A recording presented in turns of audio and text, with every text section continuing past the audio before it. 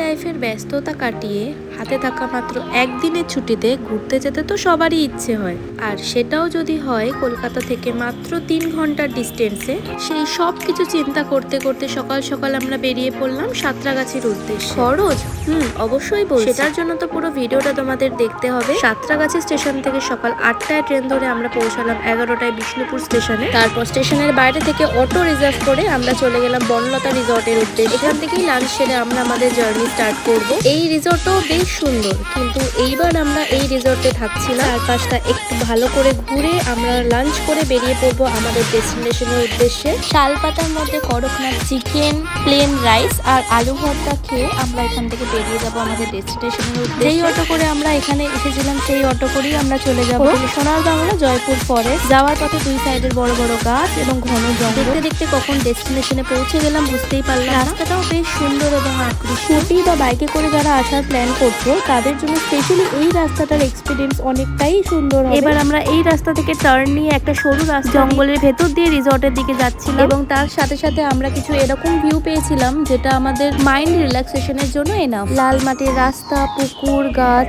যা শহরের কোলাহল থেকে বেরিয়ে যেন আলাদাই শান্তি দিচ্ছিল।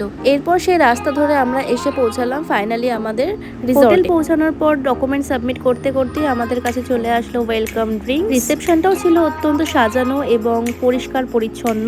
আমি এদের অফিসিয়াল সাইট আমার ডেসক্রিপশন বক্সে দিয়ে দেবো, তোমরা সেখান থেকে নিজেদের পছন্দ মতো রুম সিলেক্ট করে বুকিং করে এখানে চলে আসতে পারো। তারপর এখান থেকে আমাদের লাগেজ গাড়িতে তুলে ওনারা আমাদের রুম অব্দি পৌঁছে দিয়ে আসলেন। রুমের দিকে যেতে যেতে আশপাশটা দেখে বুঝলাম আমরা যতটা এক্সপেকটেশন নিয়ে এসেছিলাম রিসর্টটা তার থেকে অনেকটাই বড়। ফরেস্টের মধ্যে থাকা এরকম একটা লাক্সারিয়াস প্রপার্টি দেখলে যে কারোরই সারা সপ্তাহে টায়ার্ডনেস দূর হয়ে যায় এবং মন তো সাথে ভালো হবে। রুমের বাইরে পৌঁছে কি অ্যাক্সেস করে ভেতরে গিয়ে দেখলাম ওদের সাইড থেকে যখন রুমগুলোর ছবি দেখে আমি সিলেক্ট করছি, সামনে থেকে বেশ একটা রয়্যাল ভাইব দিচ্ছে, আর ডেকোর গুলোও ছিল খুবই অ্যাস্থেটিক। পর্যাপ্ত অ্যামেনিটিস রুমের মধ্যেই আছে। ব্যালকনির ভিউটা সব থেকে ভালো লেগেছিল আমার। আমরা চুজ করেছিলাম 3 জনের জন্য একটা ডিলাক্স রুম গ্রাউন্ড ফ্লোর। এছাড়াও এখানে আছে সুপার ডিলাক্স, প্ল্যাটিনাম আপার ফ্লোর, ট্রি হাউস এবং কটেজ। তোমরা তোমাদের পছন্দ মতো ওদের অফিসিয়াল সাইট থেকে রুম চুজ করে বুকিং করতে পারো। আমরা তখনই ডিসাইড করে নিয়েছিলাম এখন ব্যালকনিতে থাকলে পুরো প্রপার্টিটা ঘুরে শেষ করতে পারবো না। সন্ধ্যার পর যখন ফ্রি হব তখন স্পেন্ড করার মতো ব্যালকনিতে অনেকটা টাইম পেয়ে যাব।